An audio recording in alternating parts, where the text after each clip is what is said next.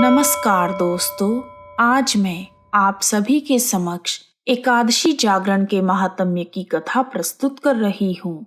आइए शुरू करते हैं। बोलो बांके बिहारी लाल की जय। जय श्री कृष्ण। सभी धर्मों के ज्ञाता, वेदों और शास्त्रों में निपुण, सबके हृदय में वास करने वाले भगवान श्री हरि विष्णु जी के तत्व को जानने वाले तथा भगवत परायण प्रहलाद जी जब सुख पूर्वक बैठे हुए थे, उस समय उनके समीप सभी धर्मों का पालन करने वाले महर्षि पधारे। उन महर्षियों ने कहा, प्रहलाद जी, आप कोई ऐसा साधन बताइए जिससे ज्ञान, ध्यान और इंद्रिय निग्रह के बिना ही अनायास भगवान विष्णु का परम पद प्राप्त हो जाता है। उनके ऐसा कहने पर सभी लोगों के हित के लिए उद्यत रहने वाले विष्णु भक्त महाभाग प्रहलाद जी ने संक्षेप में कहा, हे महर्षियों, जो 18 पुराणों के सार से भी सारतर तत्व हैं, जिसे कार्तिकेय जी के पूछने पर भगवान भोलेनाथ ने उन्हें बताया था, मैं उसका वर्णन करता हूँ। महादेव कार्तिकेय से बोले, जो कलयुग में एकादशी की रात में जागरण करते समय वैष्णव शास्त्र का पाठ करता है, उसके कोटि जन्मों में किए हुए 4 प्रकार के पाप नष्ट हो जाते हैं। जो एकादशी के दिन वैष्णव शास्त्र का उपदेश करता है, उसे मेरा भक्त मानिए। जिसे एकादशी के जागरण में निद्रा नहीं आती तथा जो उत्साह पूर्वक नाचता और गाता है, वह मेरा विशेष भक्त है। मैं उसे उत्तम ज्ञान देता हूँ और भगवान विष्णु उसे मोक्ष प्रदान करते हैं। अतः मेरे भक्त को विशेष रूप से जागरण करना चाहिए। जो भगवान विष्णु से बैर करते हैं, उन्हें पाखंडी जानना चाहिए। जो एकादशी की रात को जागरण करते और गाते हैं, उन्हें आधे निमेष में अग्निष्टोम तथा अतिरात्र यज्ञ के समान फल प्राप्त होता है।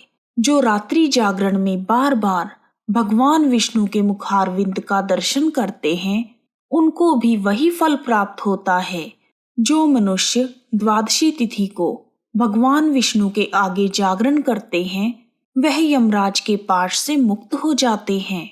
जो द्वादशी को जागरण करते समय गीता शास्त्र से मनोविनोद करते हैं, वह भी यमराज के बंधन से मुक्त हो जाते हैं।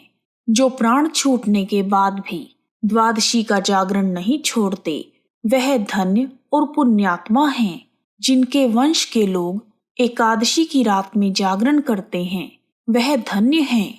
जिन्होंने एकादशी को जागरण किया है, उन्होंने यज्ञ, दान, गया श्राद्ध और नित्य प्रयाग स्नान के बराबर पुण्य को प्राप्त कर लिया है। उन्हें सन्यासियों का पुण्य भी मिल गया और उनके द्वारा इष्टापूर्त कर्मों का भी भली भांति पालन हो गया है।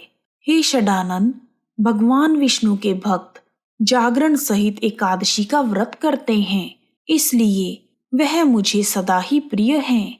जिसने वर्धिनी एकादशी की रात में जागरण किया है, उसने पुनः प्राप्त होने वाले शरीर को स्वयं ही भस्म कर दिया। जिसने त्रिस्पृशा एकादशी की रात को जागरण किया है, वह भगवान विष्णु के स्वरूप में लीन हो जाता है। जिसने हरिबोधिनी एकादशी की रात में जागरण किया है, उसके स्थूल तथा सूक्ष्म सभी पाप नष्ट हो जाते हैं। जो एकादशी के दिन ऋषियों द्वारा बनाए हुए दिव्य स्त्रोतों से ऋग्वेद, यजुर्वेद तथा सामवेद के वैष्णव मंत्रों से, संस्कृत और प्राकृत के अन्य स्त्रोतों से तथा गीता वाद्य आदि के द्वारा भगवान विष्णु को संतुष्ट करता है, उसे विष्णु भगवान भी परमानंद प्रदान करते हैं। यह पुनः पठते रात्रो गाताम नाम सहस्त्रकम द्वादश्याम पुरतो विष्णोर वैष्णवानाम समाप्तः स गच्छेत परम स्थान यत्र नारायण त्वयम्। जो एकादशी की रात में भगवान विष्णु के आगे वैष्णव भक्तों के समीप गीता और विष्णु सहस्त्र नाम का पाठ करता है, वह उस परम धाम में जाता है जहाँ साक्षात नारायण विराजमान हैं। पुण्यमयी भागवत तथा स्कंद पुराण भगवान विष्णु को अति प्रिय हैं। मथुरा और ब्रज धाम में भगवान विष्णु के बाल चरित्र का जो वर्णन किया गया है उसे जो एकादशी की रात में भगवान केशव का पूजन करके पढ़ता है उसका पुण्य कितना है यह मैं भी नहीं जानता। कदाचित भगवान विष्णु जानते होंगे। बेटा, भगवान के समीप गीत, नृत्य तथा स्तोत्र पाठ आदि से जो फल प्राप्त होता है वही कलयुग में श्री हरि के समीप जागरण करते समय विष्णु सहस्त्र नाम, गीता तथा श्रीमद् भागवत का पाठ करने से सहस्त्र गुना होकर मिलता है। जो श्री हरि के समीप जागरण करते समय रात में दीपक जलाता है उसका पुण्य 100 कल्पों में भी नष्ट नहीं होता। जो रात्रि जागरण के समय मंजरी सहित तुलसी दल से भक्ति पूर्वक श्री हरि भगवान का पूजन करता है उसका पुनः इस संसार में जन्म नहीं होता। स्नान, चंदन, लेप, धूप, दीप, नैवेद्य और तांबूल यह सब जागरण काल में भगवान को समर्पित किया जाए तो उससे अक्षय पुण्य प्राप्त होता है। पुत्र कार्तिकेय, जो भक्त मेरा ध्यान करना चाहता है वह एकादशी की रात में श्री हरि भगवान के समीप जागरण करे। जो लोग एकादशी के दिन श्रद्धा भाव से जागरण करते हैं उनके शरीर में इंद्र आदि देवता आकर स्थिर हो जाते हैं। जो जागरण काल में महाभारत का पाठ करते हैं वह उस परम धाम में जाते हैं जहाँ सन्यासी महात्मा जाया करते हैं।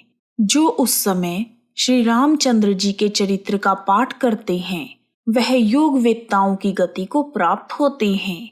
जिन्होंने श्री हरि भगवान के समीप जागरण किया है उन्होंने चारों वेदों का स्वाध्याय, देवताओं का पूजन, यज्ञों का अनुष्ठान तथा सभी तीर्थों में स्नान कर लिया है। श्री कृष्ण भगवान से बढ़कर कोई देवता नहीं है और एकादशी व्रत के समान दूसरा कोई व्रत नहीं है। जहाँ भागवत शास्त्र है, भगवान विष्णु के लिए जहाँ जागरण किया जाता है और जहाँ शालिग्राम शिला स्थित होती है वहाँ साक्षात भगवान विष्णु उपस्थित होते हैं। बोलो विष्णु भगवान की जय। यदि आपको वीडियो पसंद आया है तो कमेंट बॉक्स में ओम नमो भगवते वासुदेवाय लिखना ना भूलें। आप सभी का हार्दिक धन्यवाद। हरि बोल हरि बोल हरि हरि बोल, राम बोल राम बोल राम राम बोल।